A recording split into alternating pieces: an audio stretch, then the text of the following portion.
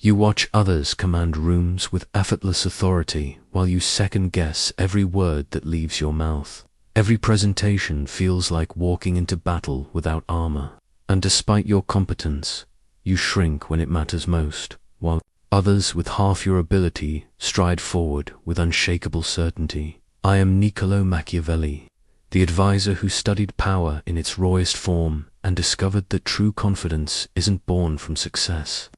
It's forged in the furnace of brutal self-awareness and strategic thinking. What I learned about confidence during my rise and fall in Renaissance Florence will transform how you see yourself and your place in any hierarchy. The same principles that guided princes to power can guide you to unshakable inner authority, whether you're navigating corporate politics or personal challenges.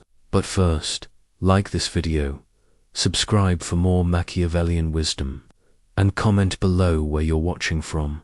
I want to know which corner of the world is ready to master the art of true confidence. Let me tell you about the moment my confidence shattered like glass against stone, because it was in that devastating fall that I discovered what true confidence actually means.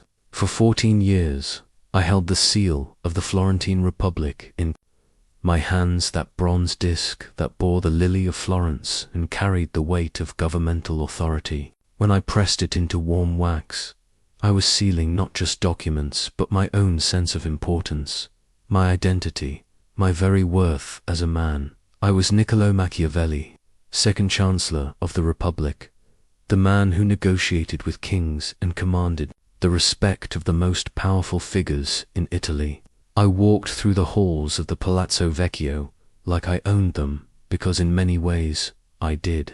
My confidence came from my title, my access, the way people moved aside when I approached. I believed I was indispensable. Then came August 1512, and with it, the return of the Medici family to Florence. In a single day, everything I had built my confidence upon was stripped away. The seal was taken from my hands, my office was emptied, and I was not just dismissed, I was exiled from the city I had served faithfully for over a decade. Worse still, I was forbidden from entering the Palazzo Vecchio, the very building where I had felt most powerful, most certain of myself. But the cruelest blow came in February 1513, when I was arrested on suspicion of conspiracy against the Medici. They dragged me from my exile and threw me into the dungeons beneath the Bargello, where I was tortured. Strapado, they called it, where they tied my hands behind my back and lifted me by a rope, dislocating my shoulders with each drop. In that cell, hanging from those ropes, I learned something that would forever change my understanding of confidence. All the external trappings that had made me feel so certain, the title, the respect, the authority, had been illusions. They were not confidence at all, but rather a kind of borrowed certainty that evaporated the moment the lender decided to recall the loan. As I hung there in agony, I realized that my entire sense of self had been built on sand. I had confused position with power, recognition with worth, external validation with inner strength. When those external supports were removed, I discovered I had no foundation beneath them. I was not confident, I had simply been comfortable. This revelation, born in pain and humiliation, became the cornerstone of everything I would later understand about true confidence. Real confidence, I learned, must come from within, from an honest assessment of your capabilities, from principles you hold, regardless of circumstances, from a sense of self that exists independent of what others think or say about you. That broken man hanging in the Bargello prison would eventually write The Prince, not despite his fall from grace, but because of it. In losing everything, I found something far more valuable than any title or seal could ever provide: the knowledge of how to build confidence that no one can take away from you. During my years in the Florentine court, I had a front row seat to the greatest theater of human behavior ever staged. I watched men and women who appeared supremely confident stride through marble halls, commanding attention and respect, only to crumble like autumn leaves when the first wind of adversity touched them. These observations taught me to distinguish between the performance of confidence and its genuine substance. I remember Piero Storini, the Gonfalonier of Florence, who projected an image of unwavering leadership. He would enter council meetings with his chest puffed out, speaking in booming tones about the Republic's strength and his unwavering resolve. Yet I noticed something others missed: the slight tremor in his hands when challenging news arrived, the way his voice would crack almost imperceptibly when forced to make difficult decisions without consensus. Sorderina's confidence was like a magnificent carnival mask, ornate and impressive from a distance, but hollow underneath. He had convinced himself that if he acted confident long enough, he would become confident. Instead, he became a prisoner of his own performance, unable to show doubt even when doubt would have been wisdom, unable to admit uncertainty even when uncertainty was honest. I watched him during the crisis of 1512, when the Spanish armies approached Florence and hard decisions had to be made quickly. His false confidence became his downfall. He couldn't afford to appear uncertain, so he delayed crucial decisions, hoping the situation would resolve itself. His need to maintain the appearance of unwavering leadership prevented him from adapting to rapidly changing circumstances. True confidence, I learned, doesn't require constant performance. It doesn't need to prove itself in every interaction or defend itself against every slight. I observed that the most genuinely confident leaders I encountered, men like Cesare Borgia, whatever his moral failings, never seemed to be performing confidence. They simply possessed it, quietly and without fanfare. The difference became crystal clear to me. False confidence is exhausting because it's a constant act. You must always be on, always projecting, always managing how others perceive you. You become enslaved to the opinions of others, adjusting your performance based on their reactions. Living in constant fear that someone might see through the facade, I saw courtiers who spent more energy maintaining their confident image than developing actual competence. They would speak loudly in meetings to appear decisive, but offer little substance. They would take credit for successes they barely contributed to, while distancing themselves from any association with failure. Their confidence was purely existed only in relation to others, and depended entirely on their ability to manage others' perceptions. These men lived in perpetual anxiety. Though they hid it well, they were terrified of being exposed as frauds, because deep down, that's exactly what they felt like. Their confidence was borrowed from their titles, their family names, their wealth, their connections. When any of these external supports were threatened, their entire sense of self would wobble. I learned to recognize the signs: the need to always have the last word, the inability to admit ignorance or ask for help, the tendency to surround themselves with yes-men who would never challenge their opinions. Most tellingly, they could never be alone with their thoughts. For long they needed constant external validation to maintain their sense of self-worth. Real confidence, I discovered, is comfortable with silence, comfortable with not knowing, comfortable with being wrong. It doesn't need to win every argument or dominate every conversation. It can afford to be vulnerable because it's built on a foundation that others cannot shake: genuine self-knowledge and hard-earned competence. The iron shackles that bound my wrists in the Bargello prison were nothing compared to the invisible chains I had worn for years, the desperate need for others' approval that had governed my every action. It was only when I was literally imprisoned that I understood how I had been metaphorically imprisoned all along by my obsession with what others thought of me. Before my arrest, I had lived my entire life as a performance for an audience of peers, superiors, and subordinates.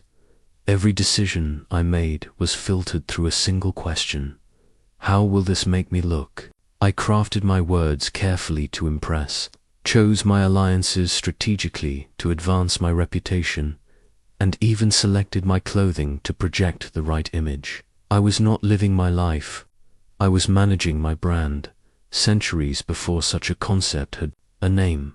The torture chamber taught me something profound about the prison of others' opinions. As they raised me by the rope, dislocating my shoulders, I realized that no amount of careful reputation management could protect me from this moment. The pain was democratically applied, didn't care about my carefully cultivated image, my years of diplomatic service, or what anyone thought of me. The rope cared only about gravity and the weight of my body in that cell, stripped of title and dignity. I had a revelation that would reshape my understanding of confidence forever. I began to see how my constant concern for others' opinions had been a form of slavery. I had given every person I encountered the power to determine my worth, my mood, and my decisions. I was like a ship without anchor, blown about by every wind of approval or disapproval. I remembered the countless nights I had lain awake, replaying conversations, wondering if I had said the right thing, if I had impressed the right people, if someone had taken offense at a comment I made. I had been living in a courtroom where I was perpetually on trial, and everyone I met was a potential judge. The verdict was always pending, and I was always anxious about the outcome. During my imprisonment, I met other prisoners who had learned this lesson in different ways. There was a merchant who had spent his life accumulating wealth to impress his neighbors, only to lose everything when his business partners betrayed him. There was a soldier who had been so concerned with appearing brave that he had taken unnecessary risks, leading to his capture and disgrace. Each of us had been enslaved by the need to control how others saw us. But here's what I discovered in that dark cell. The moment you truly accept that you cannot control what others think of you, a tremendous weight lifts from your shoulders. When I finally acknowledged that some people would always disapprove of me, regardless of what I did, and that their disapproval said more about them than about me, I found a freedom I had never known. I began to understand that seeking universal approval is not just impossible, it's a betrayal of your authentic self. If you try to please everyone, you end up pleasing no one, least of all yourself. You become a pale reflection of what you think others want to see, rather than the vibrant reality of who you actually are. The prison taught me that real confidence comes from internal validation. It's built on principles you hold, regardless of popular opinion, on values that don't shift with the political winds, on a sense of self that exists independent of external recognition. When your confidence is internally generated, criticism becomes information rather than devastation, and praise becomes pleasant but not necessary. I learnt to ask different questions. Instead of how will this make me look, I began asking, is this the right thing to do? Instead of what will people think, I started wondering, what do I think? Instead of seeking to be loved by all, I focused on being respected by those whose opinions truly matter, including, most importantly, myself. This shift from external to internal validation didn't happen overnight, and it wasn't complete even when I left prison, but it began there, in that cell, when I realized that the bars were not just around my body, but had been around my mind for years. True confidence, I learned, begins with breaking free from the prison of others' opinions and daring to live according to your own carefully considered judgment. After my release from prison, I retreated to my small farm in Sant'Andrea in Percusia, stripped of power, position, and illusions. It was there, in the quiet of exile, that I began the most important work of my life, not writing The Prince, but conducting the brutal inventory of my own soul that would make such writing possible. True confidence, I discovered, can only be built on the bedrock of honest self-knowledge. I established a daily routine that became my salvation. Each morning, I would sit at my simple wooden desk with parchment and quill, not to write political treatises, but to write about myself, my strengths, my weaknesses, my fears, my delusions. I forced myself to confront truths I had spent years avoiding. This was not the gentle self-reflection of philosophers, but the harsh examination of a surgeon cutting away infected tissue to save the patient. I wrote about my cowardice during certain diplomatic missions, times when I had remained silent when I should have spoken, occasions when I had agreed with popular opinion against my better judgment simply to avoid conflict. I documented my tendency toward flattery when speaking to superiors, my habit of taking credit for ideas that weren't entirely my own, my inclination to blame circumstances rather than my own decisions when things went wrong. But I also recorded my genuine strengths with equal honesty. I acknowledged my ability to read people's motivations, my talent for seeing long-term consequences of political decisions, my skill at crafting arguments that could persuade even hostile audiences.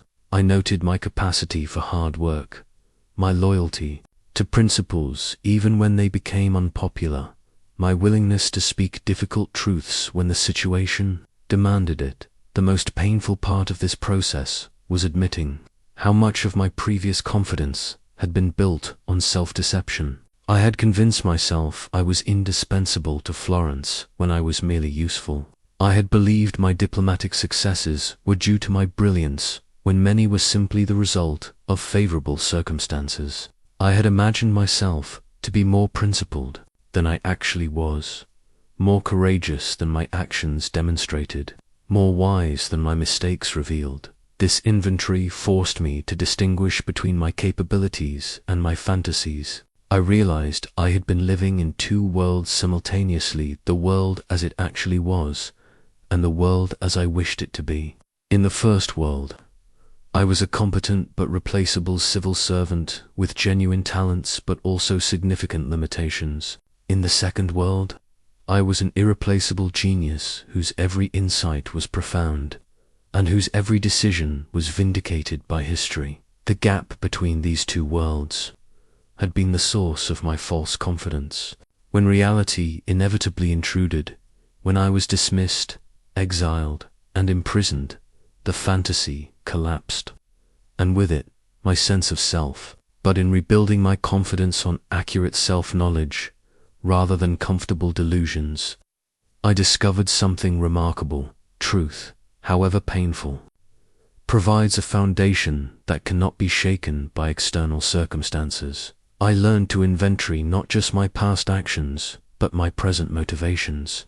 Before making any decision, I would ask myself, am I doing this because it's right, or because it will make me look good? Am I acting from genuine conviction, or from a desire to be admired? Am I being honest about what I can and cannot accomplish? This practice of radical honesty extended to my relationships. I stopped pretending to know things I didn't know, stopped agreeing with opinions I didn't share, stopped laughing at jokes I didn't find funny. Initially, this authenticity was terrifying. I feared people would like me less if they saw me as I really was. But the opposite happened. People began to trust me more because they sensed I wasn't performing for them. I discovered that self-knowledge is not a destination, but a practice. Every day brought new opportunities to learn about myself, to catch myself in small acts of self-deception, to choose authenticity over appearance. I began to see that confident people aren't those who never doubt themselves, but those who can face their doubts honestly and act despite them. The manuscript pages where I conducted this inventory became more valuable to me than any official document I had ever signed. They represented the slow, patient work of building confidence on truth rather than illusion. When you know yourself freely, know yourself, you become unshakable, not because you're perfect, but because you're real. In my years of studying power, I developed a concept that would become central to my understanding of confidence. For this is not the Christian virtue of moral purity that the priests preached, but something far more practical and, I would argue, more valuable: the quality of effective capability, the ability to achieve results in the real world through a combination of skill, intelligence, and adaptability, I first understood virtue while observing Cesare Borgia during my diplomatic missions to his court. Here was a man who commanded absolute confidence, not because he was beloved indeed. He was widely feared and often despised, but because he possessed an undeniable competence. When Caesar entered a room, every person present knew they were in the presence of someone who could make things happen, who could solve problems others found insurmountable, who could turn chaos into order through sheer force of capability. Watching Cesare, I realized that authentic confidence springs from what I came to call the lion and the fox within every capable person. The lion represents boldness, courage, the willingness to face challenges head-on and take decisive action when the moment demands it. The fox represents cunning, intelligence, the ability to navigate complex situations through wit and strategic thinking. True confidence requires both qualities working in harmony. I had seen too many men who possessed only the lion bold to the point of recklessness, confident in their courage but lacking the intelligence to use that courage effectively. They would charge into situations that required finesse, mistaking aggression for strength, volume for authority. Their confidence was brittle because it was one when brute force failed them. They had no other tools to draw upon. Equally common were those who possessed only the fox, clever and calculating, but lacking the courage to act on their insights. They could analyze situations brilliantly, devise perfect strategies, and see solutions others missed. But when the moment came to implement their plans, they hesitated. Their confidence crumbled under pressure because they knew they lacked the boldness necessary to bring their ideas into reality. But I observed that those with genuine, unshakable confidence had developed both aspects of virtue. They knew when to be the lion, when to speak boldly in council, when to take risks others wouldn't dare, when to stand firm against opposition. They also knew when to be the fox, when to remain quiet and observe, when to maneuver behind the scenes, when to use indirect approaches to achieve their goals. This realization transformed my understanding of how confidence is built. I began to see that it's not enough to feel good about yourself or to think positive thoughts. Confidence without competence is merely arrogance, and arrogance is always exposed eventually. True confidence must be earned through the development of real capability skills that can be demonstrated, knowledge that can be applied, wisdom that can be tested against actual results. During my exile, I threw myself into developing both sides of my own virtue. I studied military history to understand strategy and tactics, the lion's knowledge of how to fight and win. I analyzed political situations throughout Italy to sharpen my ability to read complex human motivations, the fox's skill at navigating treacherous social terrain. I practiced writing and rhetoric to ensure I could express my ideas with clarity and force when the opportunity arose. This dual development created a kind of confidence I had never experienced before. It was based not on others' opinions of me or on favorable circumstances, but on my growing certainty that I possessed the tools necessary to handle whatever challenges might arise. When you know you have both the courage to act and the intelligence to act wisely, you approach situations with a calm assurance that others can sense immediately. I learned that confident people don't avoid difficult situations, they seek them out because they know their capabilities will be tested and proven. They welcome challenges because each one becomes an opportunity to demonstrate their virtue to themselves and to others. Their confidence grows stronger with each problem solved, each obstacle overcome, each successful application of their capabilities. This is why confidence built on virtue is so different from confidence built on circumstances or others' approval. External factors will always change, but capabilities, once developed, become permanent parts of who you are. No one can take away your knowledge, your skills, your hard-won wisdom. When your confidence rests on these internal assets rather than external validation. It becomes truly unshakable. I have watched fortune's wheel turn more times than I care to count, lifting men to heights they never imagined possible, then casting them down to depths they never thought they could survive. The ancient Romans understood this truth and carved it into their consciousness. Fortuna was a goddess, both generous and cruel, bestowing gifts and snatching them away according to her own mysterious designs. What I learned through my own rise and fall is that true confidence must be built to withstand fortune's inevitable turns. When I was second Chancellor of Florence, I believed my position was secure because I had earned it through merit and hard work. I thought that competence and loyalty would protect me from political upheaval.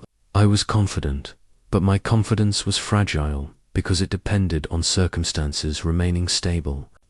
When those circumstances changed with the return of the Medici, my confidence shattered along with my world. But during my years of exile, I began to study how different men responded to fortune's reversals. Some were completely destroyed by setbacks, never recovering their former effectiveness or self-assurance. Others seemed to grow stronger with each blow, developing what I came to think of as anti-fragile confidenza, kind of inner strength that actually increased under pressure rather than breaking beneath it. I remember studying the career of Pope Julius II, a man whose confidence remained unshakable despite constant warfare, political intrigue, and personal attacks. What struck me about Julius was not that he avoided setbacks indeed. He faced more challenges than most men could imagine, but that he seemed to expect them. He never appeared surprised by reversals, never seemed personally wounded by attacks on his policies or character. His confidence was built on the assumption that difficulties were the natural state of affairs, not aberrations to be avoided. This taught me a crucial principle. Confident people don't build their inner stability on the assumption that things will go well. Instead, they develop their strength specifically to handle situations when things go poorly. They prepare for fortune's turns, not by hoping to avoid them, but by building the capabilities necessary to navigate them successfully. I began to see that my previous confidence had been like a fair-weather sailor, perfectly adequate when conditions were favorable, but useless in storms. What I needed was all-weather confidence, the kind that could function regardless of circumstances. This required a fundamental shift in how I thought about my relationship with external events. Instead of seeing setbacks as personal failures or evidence that I lacked worth, I began to view them as inevitable features of any ambitious life. Every person who attempts anything significant will face opposition, criticism, and failure. The question is not whether these challenges will come, but how you will respond when they do. Will they break your confidence or strengthen it? I started practicing what I called fortune preparation deliberately, putting myself in uncomfortable situations to build my tolerance for uncertainty and setbacks. I would engage in debates where I knew my position was unpopular, take on projects where success was far from guaranteed, and expose my ideas to criticism from those I knew would disagree with them. Each of these exercises was like physical training for my confidence, building strength through controlled stress. The most profound insight came when I realized that fortune's wheel turns in both directions. The same unpredictability that can cast you down can also lift you up, often when you least expect it. The key is maintaining your inner stability during both the descents and the ascents, neither being crushed by failure nor intoxicated by success. I observed that those with anti-fragile confidence treat both good fortune and bad fortune as temporary conditions rather than permanent identities. When things go well, they remain humble and prepared for challenges. When things go poorly, they remain hopeful and continue working toward their goals. Their confidence doesn't fluctuate wildly with circumstances, because it's rooted in something deeper than current conditions. This understanding transformed how I approached my exile. Instead of seeing it as the end of my story, I began to view it as a chapter perhaps a difficult one, but not the final one.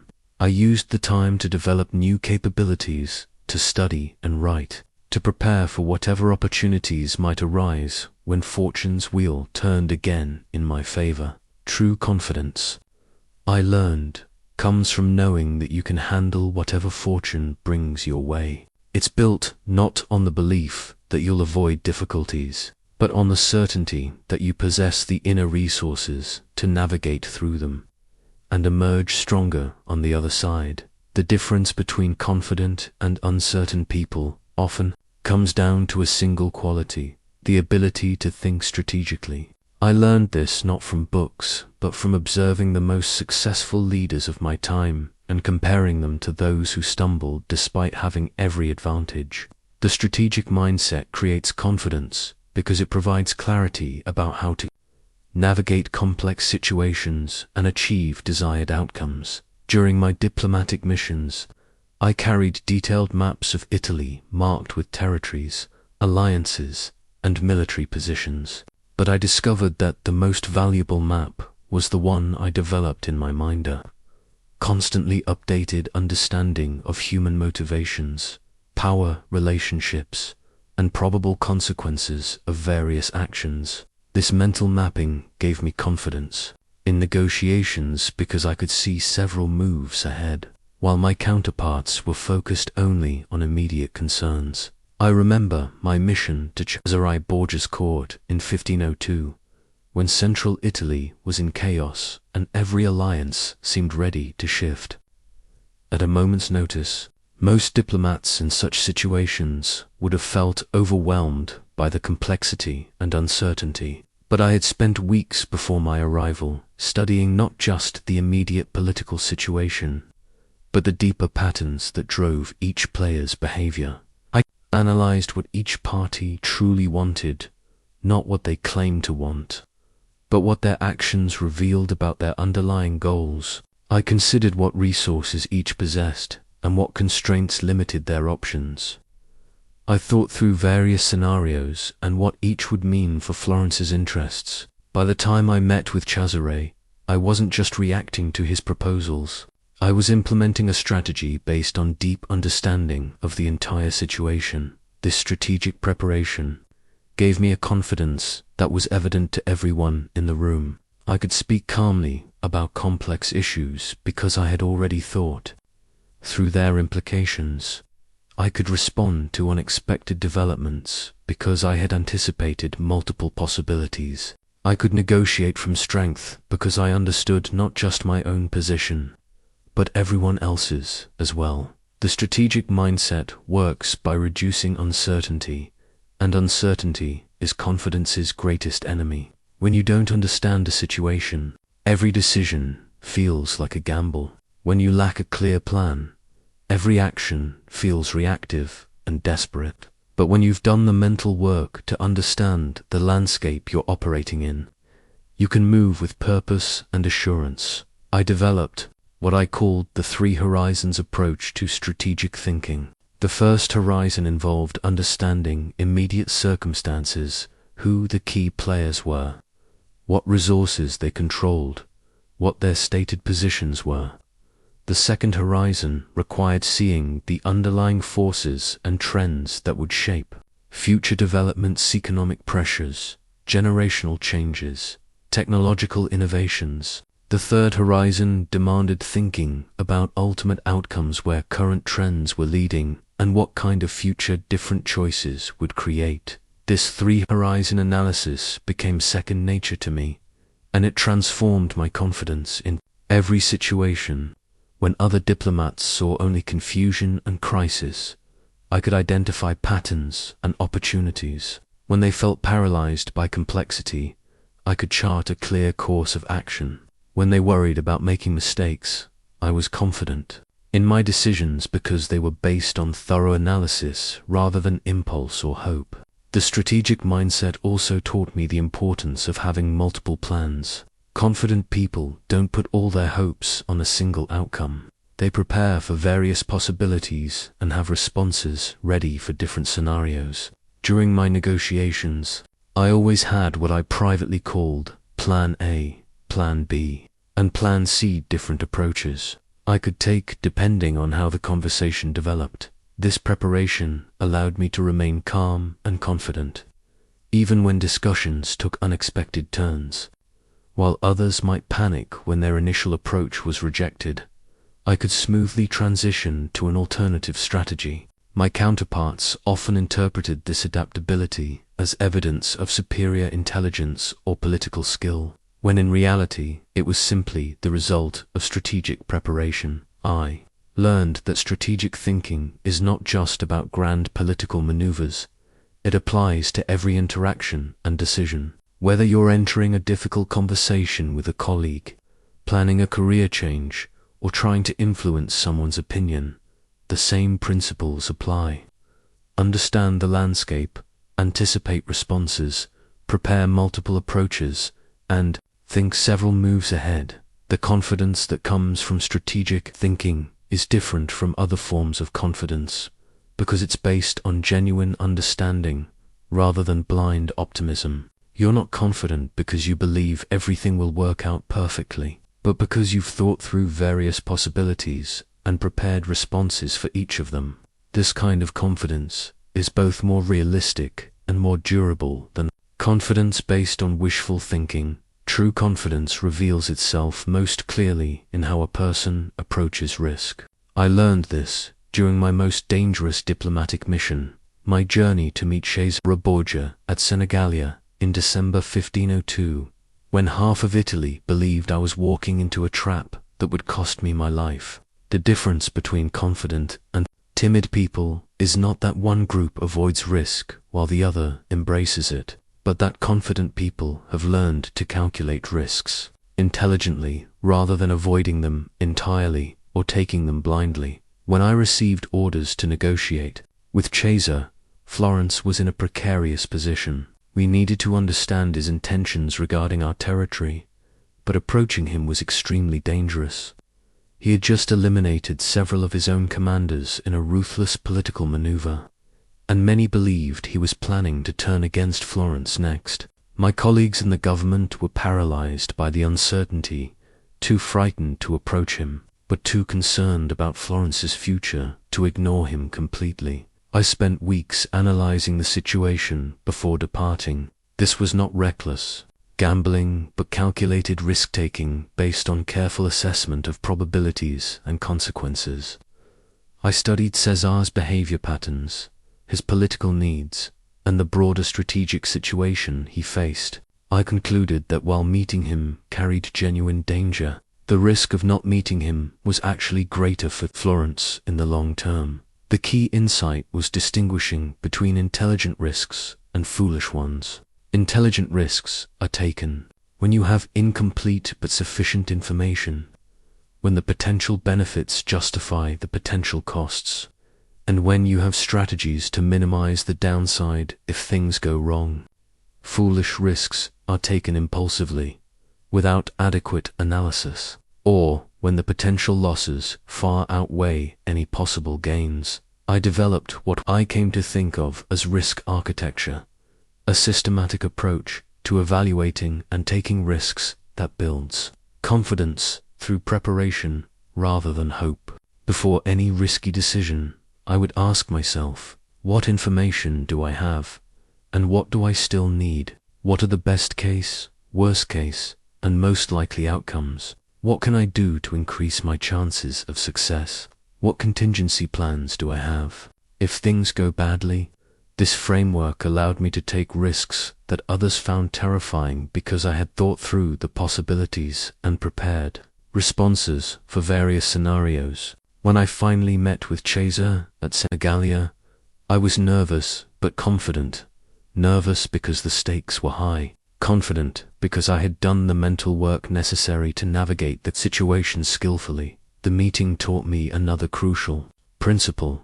Taking calculated risks builds your capacity for taking larger ones. Each successful risk increases your confidence and your ability to handle uncertainty. Each time you face a dangerous situation and emerge successfully, you prove to yourself that you can handle more than you previously thought possible. I began to seek out smaller risks deliberately. using them as training for larger challenges. I would express unpopular opinions in council meetings, propose innovative policies that might be rejected, and engage in debates where I might be proven wrong. These smaller risks helped me build what I called risk tolerance, the ability to act, despite uncertainty, without being paralyzed by fear of failure. The most important lesson was learning to act with incomplete information. Timid people wait for certainty before making decisions, but certainty rarely comes. Confident people learn to make good decisions with imperfect information, understanding that waiting for complete certainty often means waiting too long. They gather as much relevant information as possible within reasonable time constraints, then act based on their best judgment. I discovered that confidence in risk-taking comes not from guarantees of success, but from knowing you have the skills to handle whatever outcomes arise. When you've developed strong analytical abilities, good judgment, and practical experience, you can take risks knowing that even if specific outcomes don't go as planned, you'll be able to adapt and respond effectively. This approach to risk transformed my entire career and personal life. Instead of being paralyzed by uncertainty, I learned to see uncertain situations as opportunities to demonstrate my capabilities. Instead of avoiding challenges that might result in failure, I began to seek out challenges that would help me grow stronger regardless of the immediate outcome. The paradox of calculated risk-taking is that it actually reduces overall risk in your life. By taking intelligent chances when stakes are manageable, you build the skills and experience necessary to handle larger challenges when they inevitably arise. By contrast, those who avoid all risks often find themselves unprepared when circumstances force difficult decisions upon them. After my dismissal from the Florentine government, I discovered something remarkable. I could wield more influence as an exiled writer than I had ever possessed as an official bureaucrat. This revelation taught me the most important lesson of my political life, that true authority comes from within and expresses itself through the quality of your ideas and the force of your character, not through the titles printed on your business cards or the size of your office. During my years in exile, I had no official position, no government salary, no staff to implement my directives. I was, by all external measures, powerless. Yet it was during this period that I wrote The Prince, the discourses, and other works that would influence political thought for centuries. I had lost my formal authority, but discovered something far more valuable: the authority that comes from deep understanding and clear thinking. I began to notice that people sought my counsel not because I held office, but because I had something valuable to offer. Former colleagues would visit my small farm, not to pay respects to a title holder, but to benefit from insights I had gained through study and reflection. Foreign diplomats would seek meetings, not because I represented official power, but because my analysis of political situations had proven accurate and useful. This taught me to distinguish between positional authority and personal authority. Positional authority is borrowed. It comes with a role and disappears when the role ends. Personal authority is earned. It develops through demonstrated competence and remains with you regardless of circumstances. The most confident people I had known possessed both types, but their confidence was rooted in the personal authority that no one could take away from them. I observed this principle in action when I studied successful leaders throughout history. Julius Caesar commanded legions not just because he held the title of consul, but because his soldiers believed in his military genius and his commitment to their welfare. When Caesar crossed the Rubicon, his authority came not from legal right indeed. He was breaking Roman law, but from his personal relationship with his troops and their confidence in his leadership. Similarly, I watched contemporary figures like Lorenzo de' Medici, the Magnificent, who wielded enormous influence in Florence despite holding no official government position. His authority came from his intelligence, his cultural patronage, his financial acumen, and his ability to navigate complex political situations. People followed his lead because they respected his judgment, not because they were required to obey him. This understanding revolutionized my approach to influence and confidence. Instead of mourning the loss of my official position, I focused on developing the qualities that create lasting authority: deep knowledge of my subject matter, clear thinking about complex problems, and the ability to communicate insights in ways that others found valuable. I established what I privately called my intellectual empire, a realm where my authority was based on the quality of my ideas rather than the power of my office. I corresponded with scholars, diplomats, and political leaders throughout Europe, not as the former second chancellor of Florence, but as someone who had devoted himself to understanding how power actually works in human affairs. The confidence that comes from personal authority is different from the confidence that comes from position. Positional confidence is always anxious because it depends on maintaining external support. You must constantly worry about pleasing superiors, maintaining alliances, and protecting your status. Personal authority creates calm confidence because it's based on capabilities that belong to you permanently. I learned that personal authority grows stronger when it's tested. Each time someone challenged my ideas and I was able to defend them with evidence and logic, my intellectual confidence increased. Each time my analysis of political situations proved accurate, my reputation for sound judgment grew. Each time someone sought my counsel and found it valuable, my authority expanded. The most liberating aspect of personal authority is that it cannot be taken away by others. Governments can dismiss you from office. Enemies can destroy your reputation. Circumstances can strip away your wealth, but no one can remove your knowledge, your experience, or your ability to think clearly about complex problems. When your confidence is built on these internal assets, you become truly independent. I discovered that people are naturally drawn to those who possess genuine expertise and express it with quiet certainty. They sense the difference between someone who is trying to impress them and someone who is simply sharing valuable insights. The first type makes them skeptical. The second type makes them want to listen and learn. This is why some people command respect in every room they enter, regardless of their official status, while others struggle for attention despite holding impressive titles. Personal authority creates what I came to think of as gravitational confidence, a kind of natural influence that draws people toward you because they sense you have something valuable to offer. Building this kind of authority requires patience and dedication because it cannot be achieved quickly or faked convincingly. It must be earned through genuine study, careful thought, and the gradual accumulation of wisdom through experience.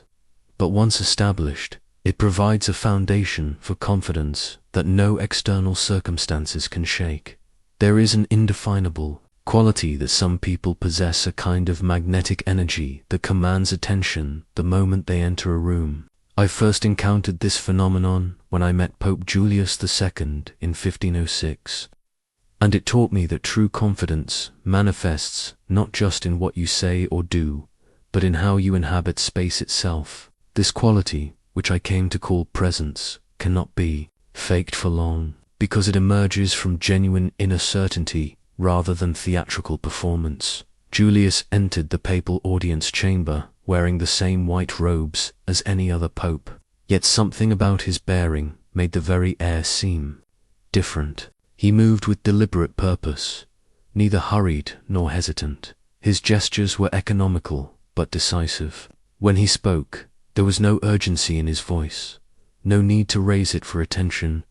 People leaned forward to catch his words. Most remarkably, he seemed completely comfortable with silence, using pauses not as gaps to fill, but as tools to emphasize his points. I contrasted this with other powerful figures I had observed who possessed all the external trappings of authority, but lacked this essential quality. They would enter rooms with great fanfare, speak loudly and frequently, gesture dramatically to command attention, yet somehow their presence felt hollow. They were working hard to project confidence, rather than simply embodying it. The difference, I realized, lay in the relationship between inner certainty and outer expression. Those with genuine presence weren't performing confidence. They were expressing it naturally because it had become part of who they were. Their movements, their voice, their very stillness reflected an internal state of calm assurance that others could sense immediately. During my own diplomatic missions, I began studying this phenomenon systematically. I noticed that when I was internally anxious or uncertain, my presence became scattered. I would fidget with documents, speak too quickly, fill silences with unnecessary words. But when I was thoroughly prepared and clear about my objectives, something shifted. I moved more deliberately, spoke more precisely, and commanded attention without demanding it. I discovered that presence begins with what I called internal alignment, the harmony between your thoughts, emotions, and purposes. When these elements are in conflict, when you're thinking one thing, feeling another, and trying to accomplish a third, your presence becomes fractured. Others sense this discord unconsciously, even if they cannot articulate what seems off about your energy. The most confident people I encountered had achieved this internal alignment through deep self-knowledge and clear purpose. They knew what they believed, understood their own capabilities, and were clear about their objectives in any given situation. This clarity expressed itself through their physical presence without any conscious effort on their part. I learned that genuine presence is characterized by what I termed relaxed alertness, a state of calm attention that is both peaceful and ready for action. Think of a skilled swordsman who stands at ease but can move instantly when necessary, or a master diplomat who listens carefully but speaks with precision when the moment is right. They are neither tense nor careless, but perfectly balanced between preparation and response. This understanding transformed how I approached important meetings and negotiations. Instead of focusing on how I appeared to others, I concentrated on achieving internal clarity about my purpose and maintaining alignment between my thoughts and actions. When I was genuinely centered in this way, my presence naturally commanded respect without any theatrical effort. I also discovered that authentic presence includes the confidence to be still and quiet when appropriate. Insecure people often feel compelled to fill every silence, to have an opinion about everything, to constantly demonstrate their importance through activity. But those with true presence understand that sometimes the most powerful thing you can do is listen attentively, observe carefully, or simply be present without needing to prove anything. The cultivation of presence requires practice, but it cannot be achieved through technique alone. It must emerge from the gradual development of genuine confidence, the kind that comes from self-knowledge, competence, and inner alignment. When these foundations are solid, presence becomes not something you project, but something you naturally embody. The moment you begin to act with genuine confidence, you will discover an uncomfortable truth. Success and authenticity create enemies as surely as they create opportunities. This lesson was branded into my consciousness when The Prince was published, and I found myself attacked not just by political opponents, but by scholars, clergy, and former allies who saw my honest analysis of power as dangerous or immoral.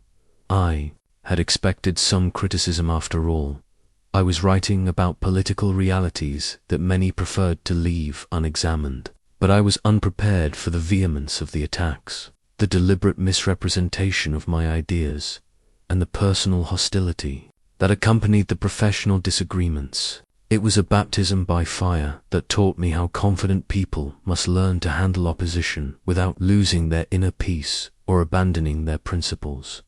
The first attack came from Cardinal Reginald Pole, who condemned The Prince as a work inspired by Satan himself. He twisted my practical observations about how power actually works into advocacy for evil, claiming I was encouraging rulers to abandon all moral constraints. This was not scholarly disagreement, but character assassination designed to destroy my reputation and influence. My initial reaction was defensive rage. I wanted to respond to every criticism, to explain what I had actually written, to defend my reputation against these attacks. I spent sleepless nights crafting angry responses that I never sent, rehearsing arguments that would prove my critics wrong, imagining conversations where I would devastate their positions with superior logic and evidence. But as the attacks continued and multiplied, I began to notice something important. The criticism was revealing more about my critics than about me. Those who attacked me with the most venom were often those whose own positions depended on maintaining comfortable illusions about how politics really worked.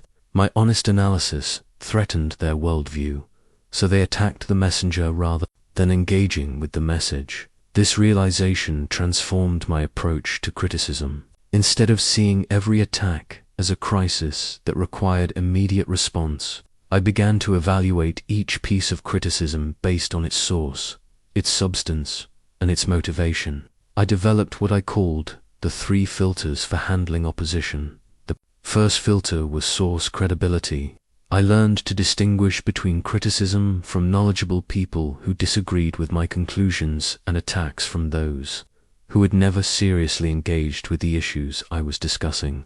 The former deserved thoughtful consideration. The latter could often be ignored entirely. The second filter was substantive merit. Even harsh criticism sometimes contains valuable insights that can improve your thinking or reveal blind spots in your analysis. I trained myself to separate the emotional content of attacks from any factual corrections or logical challenges they might contain. This allowed me to learn from criticism without being wounded by it. The third filter was underlying motivation.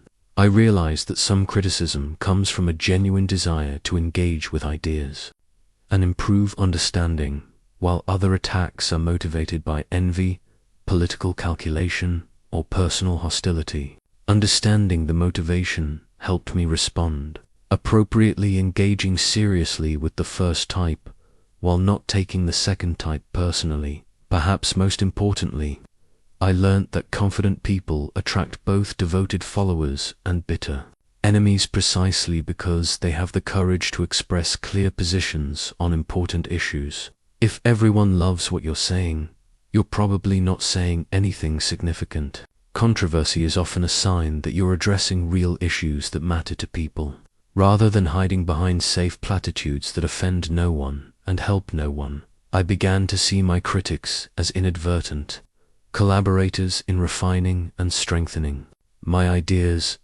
Their attacks forced me to think more deeply about my positions, to find better evidence for my arguments, and to express my thoughts more clearly. The hostile scrutiny actually improved my work, even though that was certainly not the critic's intention. The most liberating insight was realizing that I didn't need to convince everyone, or even most people, to be successful in my mission. I was writing for those capable of engaging seriously with difficult ideas about power and governance. If my work reached and influenced even a few such people, it would accomplish its purpose. The disapproval of those who preferred comfortable myths to uncomfortable truths was irrelevant to this goal. This understanding allowed me to maintain my confidence and continue my work despite ongoing attacks. I stopped trying to manage my reputation and focused instead on producing the best analysis I could. I learned to wear criticism from certain quarters as a badge of honor. If those committed to maintaining illusions were attacking me, I was probably doing something right. The key insight was that confident people don't avoid making enemies. They choose their enemies wisely. If you're going to be criticized anyway, and you will be, if you're doing anything worthwhile, it's better to be attacked for expressing your genuine convictions than for positions you don't really believe. Nothing reveals the depth of a person's confidence more clearly than how they make decisions under pressure. I learnt this during the crisis of 1512, when the Spanish army approached Florence and the government council was paralyzed by indecision. While other officials demanded more information, held endless meetings, and hoped the problem would resolve itself, I realized that confident leadership requires the ability to make tough choices quickly and then live with the consequences. The council chamber became a theater of anxiety as news arrived hourly about the Spanish advance. Each update brought new complications and uncertainties that seemed to multiply our options while making all of them appear more dangerous. I watched grown men, intelligent, experienced leaders become paralyzed by the very abundance of factors they felt they needed to consider before acting. Piero Soderini, our gonfalonier, exemplified this paralysis. He would call for more intelligence reports, demand additional consultations with military advisors, and insist on consensus before taking any significant action. His desire for perfect information and universal agreement seemed reasonable, but it was actually a form of sophisticated procrastination driven by fear of making the wrong choice. Meanwhile, the Spanish army continued its advance, and our window for effective response grew smaller each day.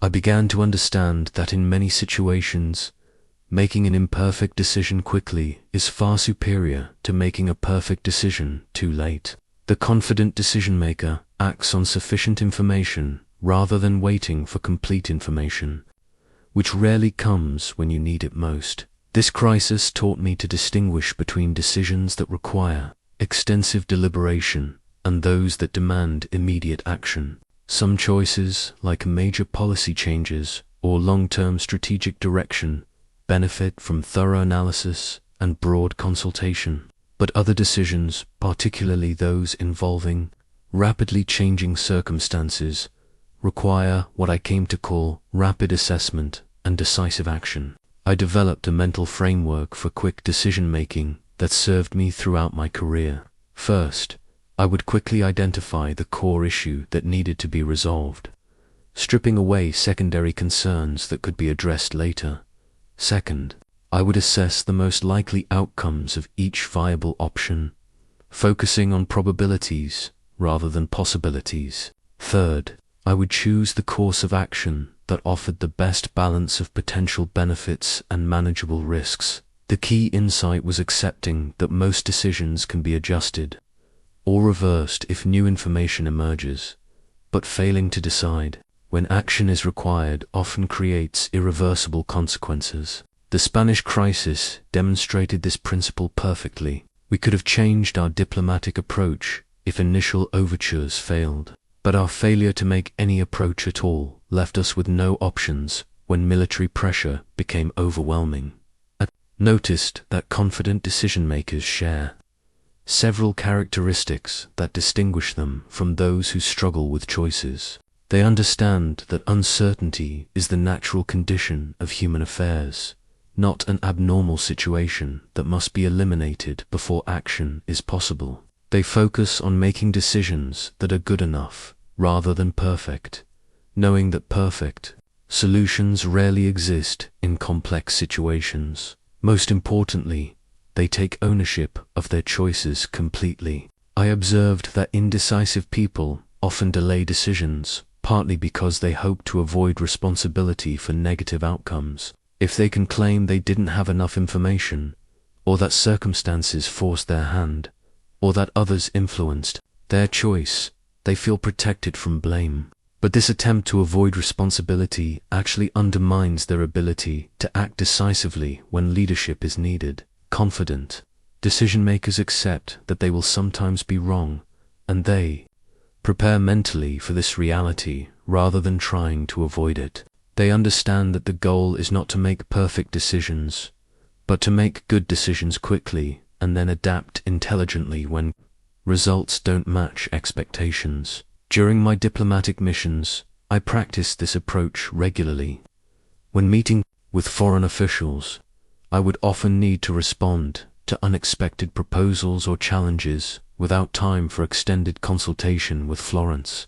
I learned to trust my analysis, make clear commitments when appropriate, and communicate my decisions with conviction even when I felt internal uncertainty about the outcomes. This practice of decisive action under uncertainty had an unexpected benefit. It actually increased my confidence over time. Each decision I made successfully proved to myself that I could handle complex choices without perfect information. Each time I recovered gracefully from a decision that didn't work out as planned, I became more willing to take intelligent risks.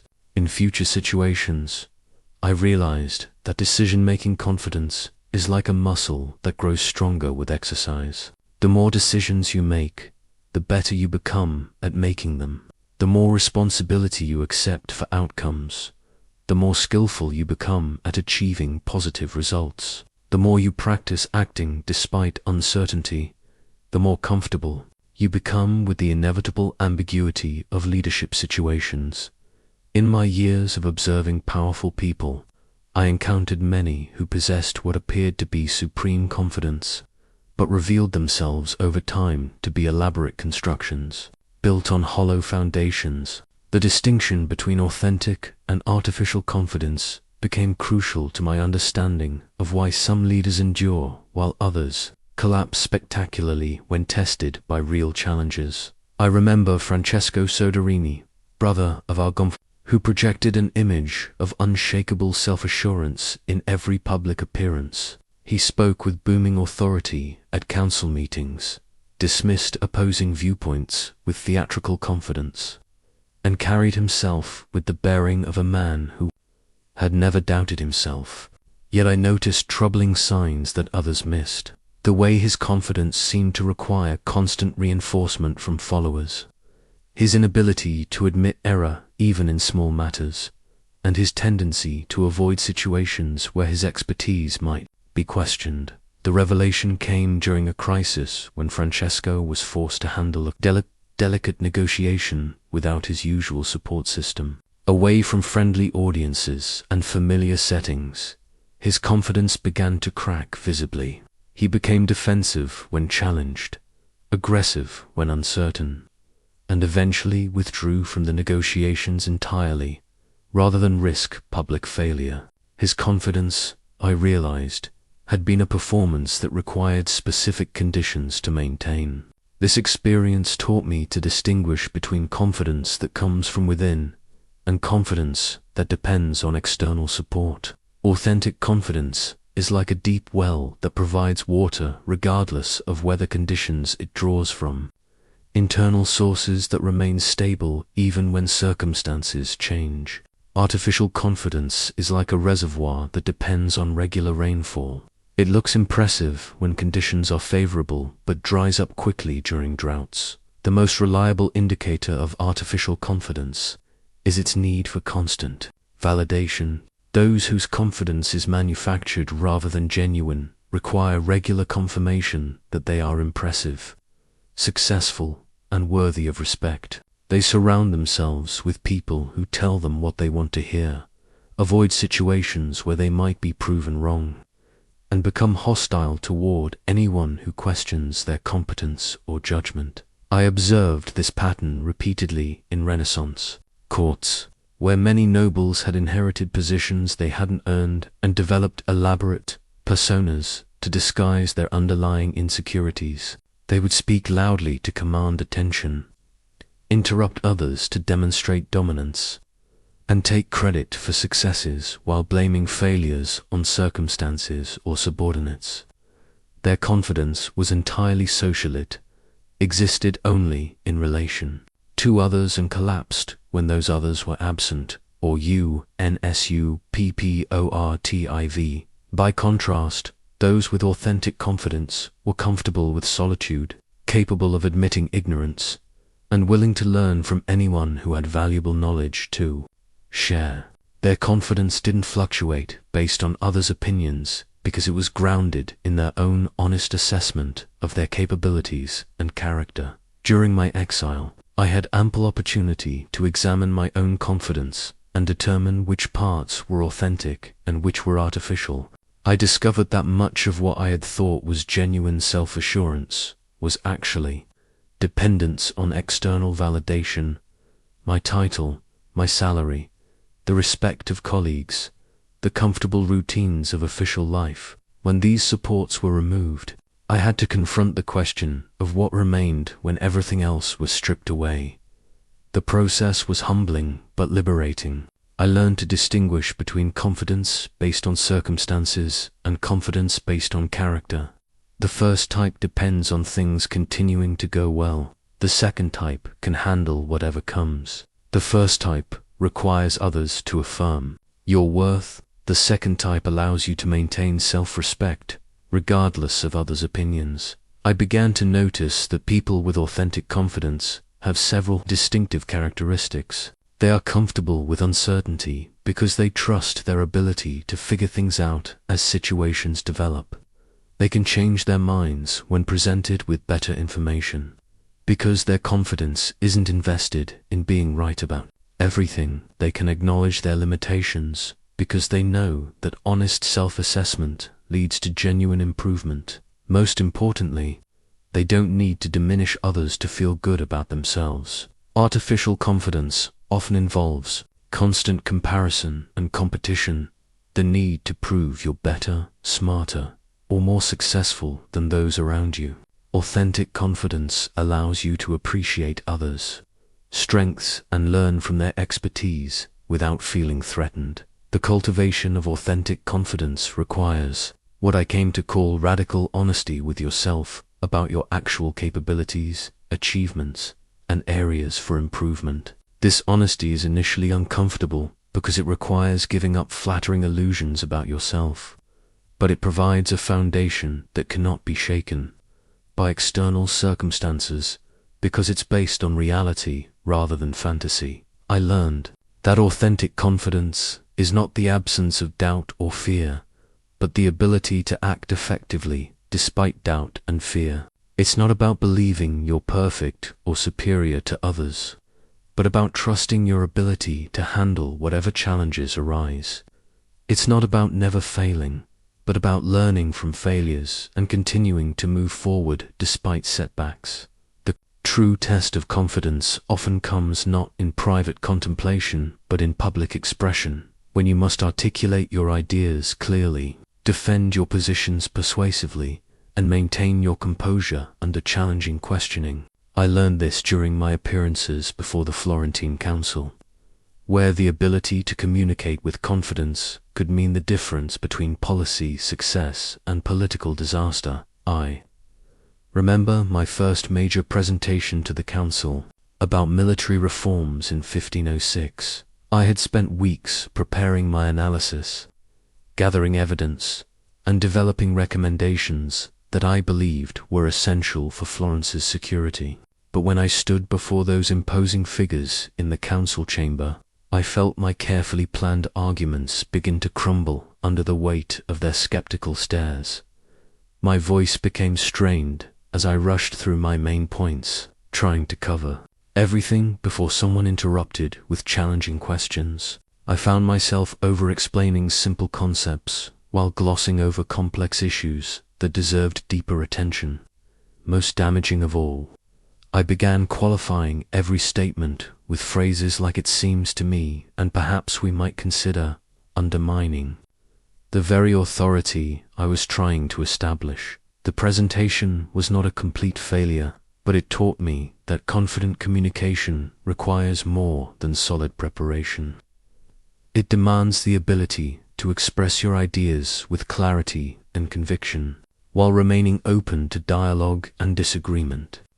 Over the following years, I developed what I came to think of as the principles of confident expression. The first principle is internal clarity before external expression. You cannot communicate confidently about ideas you haven't fully thought through yourself. Before any important conversation or presentation, I would spend time ensuring I understood not just what I believed, but why I believed it, and what evidence supported my position. This internal clarity allowed me to speak with natural authority, rather than artificial bravado. The second principle is economy of language.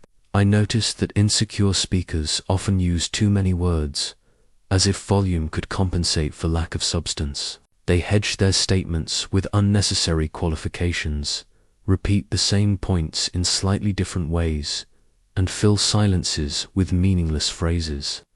Confident communicators, by contrast, choose their words carefully and trust their ideas to speak for themselves. During my diplomatic missions, I learned the power of what I called strategic silence.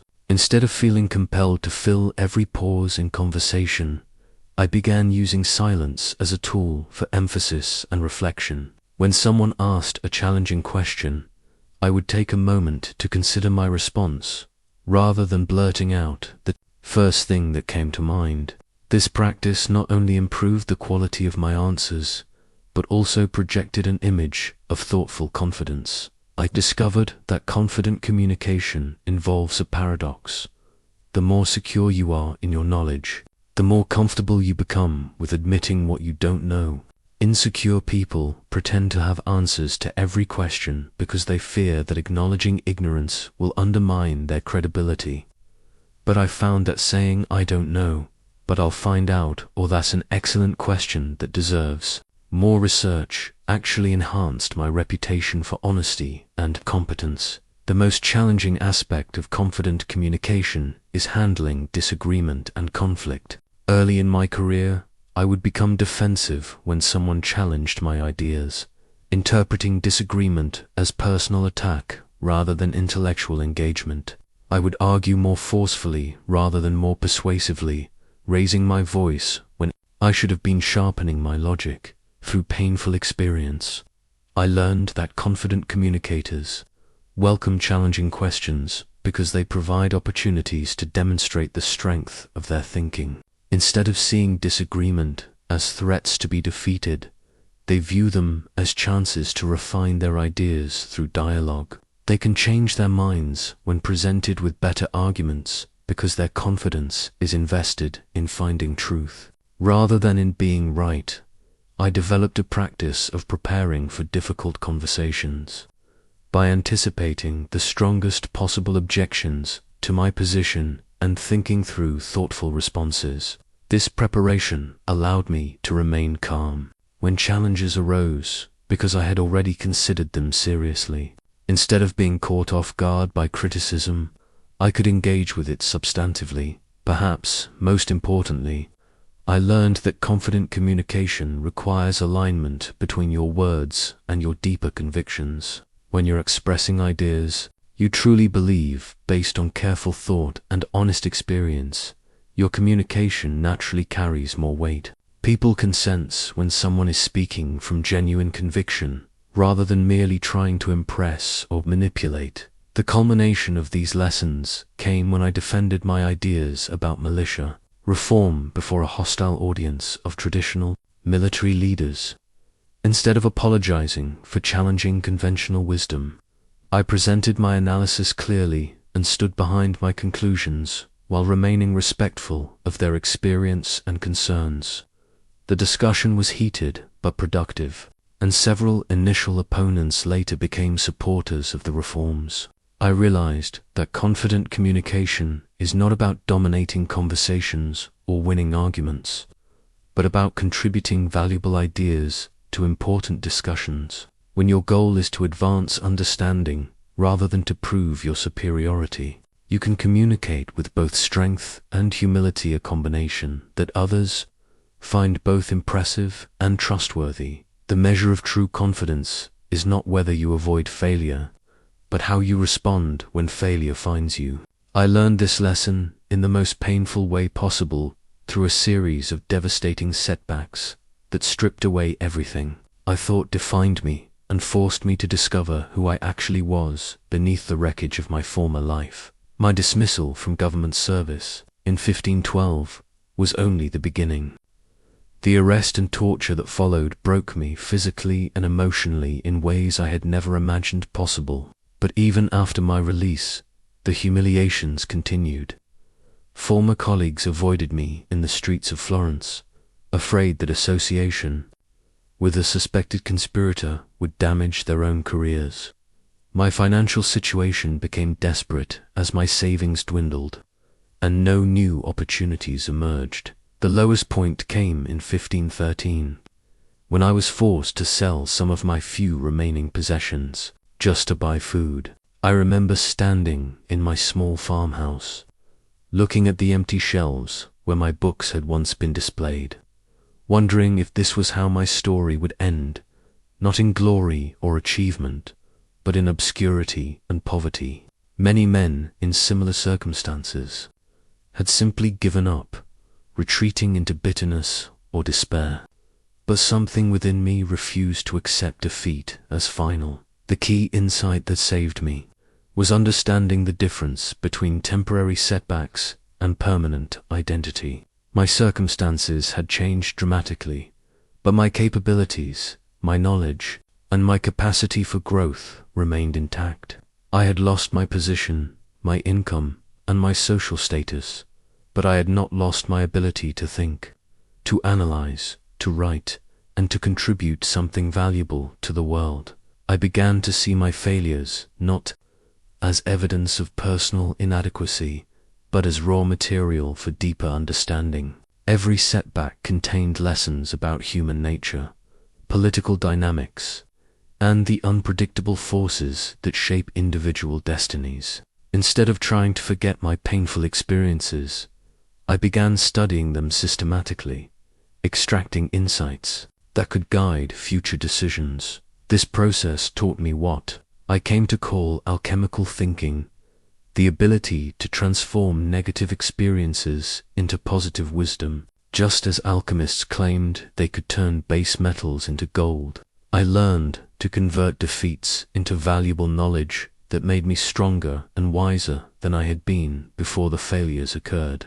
The practice required brutal honesty about my own role in creating the circumstances that led to my downfall. I had to acknowledge the political miscalculations, the relationships I had mismanaged, the warning signs I had ignored. This was initially devastating to my self-image, but it was also liberating because it meant that future outcomes were not entirely beyond my control. I developed what I called failure analysis, a systematic approach to examining setbacks that focused on extracting maximum learning value from minimum pleasant experiences. For each major disappointment, I would ask, what specific decisions led to this outcome? What information did I lack that might have changed my choices? What patterns in my thinking or behavior contributed to the problem? What would I do differently if faced with similar circumstances in the future? This analysis revealed that my failures often followed predictable patterns. I tended to be overconfident in my ability to manage complex political relationships. I sometimes ignored warning signs because I preferred optimistic scenarios to realistic assessments.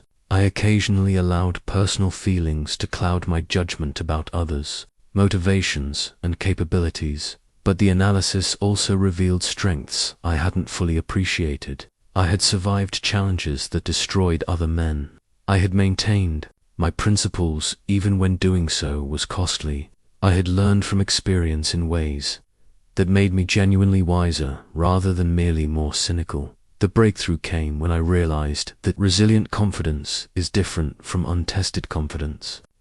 Before my failures, my confidence had been largely theoretical, based on success in favorable circumstances with limited opposition. The confidence I developed through recovery was battle-tested, forged in adversity, and therefore much more durable than what had come before. I learned that confident recovery requires what I called forward momentum thinking. Instead of dwelling on past failures or present difficulties, resilient people focus their mental energy on the next positive action they can take. They ask not, "Why did this happen to me?" but "What can I do now to improve my situation?" They treat setbacks as temporary detours rather than permanent destinations. As I near the end of my mortal years, I find myself reflecting not on the offices I once held or the recognition I once enjoyed, but on a different kind of confidence. Altogether, the quiet certainty that comes from knowing you have contributed something of lasting value to the world.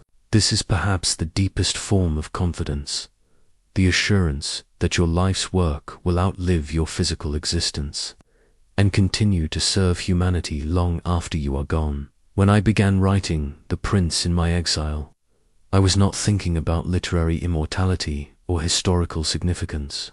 I was simply trying to make sense of my political experiences and perhaps, if fortune smiled upon me, regain some measure of influence in Florentine affairs. The work was born from immediate necessity rather than grand ambition, a desperate man's attempt to remain relevant in a world that seemed to have discarded him. Yet, as I wrote, something shifted in my understanding of what I was creating. I began to see that my personal failures and observations were part of a larger pattern that had repeated throughout history and would continue repeating long after my death. The specific princes and republics I had known would pass away, but the fundamental dynamics of power, the eternal tension between idealism and pragmatism, the recurring challenges of leadership, these would remain constant features of human affairs. This realization gave me a different kind of confidence, one that was independent of immediate success or contemporary approval. I was no longer writing merely for the Medici princes who might restore me to office, but for future generations of leaders who would face similar challenges in circumstances I could not imagine. My exile became not just punishment, but preparation for a larger purpose I had never previously conceived. I found myself asking questions that had never occurred to me during my years in government. What insights from my experience could help leaders a century from now? What principles remain valid regardless of changing technologies or political systems? What truths about human nature are so fundamental that they will apply as long as humans organize themselves into societies? This shift in perspective, from immediate to ultimate impact, created what I came to think of as legacy confidence, a form of self-assurance based not on current circumstances, but on the lasting value of your contributions. It allowed me to work with patience and care that would have been impossible if I had been focused only on short-term recognition or reward. I began to understand that those who achieve the deepest confidence often do so by connecting their personal efforts to purposes larger than themselves. They find meaning not just in their own success, but in advancing human understanding, solving important problems, or leaving the world slightly better than they found it. Their confidence becomes less dependent on personal validation because it is rooted in service to enduring values. During my years of writing, I corresponded with scholars throughout Europe who were grappling with similar questions about governance, human nature, and the proper relationship between power and morality. These exchanges taught me that ideas, once released into the world, take on lives of their own. They are discussed, debated, modified, and applied in ways their creators never anticipated. A single insight can influence countless decisions across centuries. This understanding liberated me from the need to control how my work would be received or used. I could not determine whether future readers would love or hate my conclusions, whether they would apply my principles wisely or foolishly, whether my name would be honored or reviled. But I could ensure that the ideas themselves were as clear, honest, and useful as I could make them. I learned that legacy confidence requires a fundamental shift in how you measure success. Instead of asking, "What have people thought of me?" you begin asking, "What have I contributed?" Instead of seeking immediate gratification, you invest in long-term impact. Instead of trying to please contemporary audiences, you focus on serving enduring human needs. This perspective also changed how I viewed my earlier failures and setbacks. My dismissal from office, which had once seemed like the end of my meaningful life, now appeared as the necessary catalyst that forced me to discover my true calling. Had I remained comfortable in government service, I might never have undertaken the deep thinking and writing that became my lasting contribution to human knowledge. I realized that many of history's most confident figures achieved their assurance, not through unbroken success, but through finding ways to transform their personal experiences, including their failures, into gifts for future generations.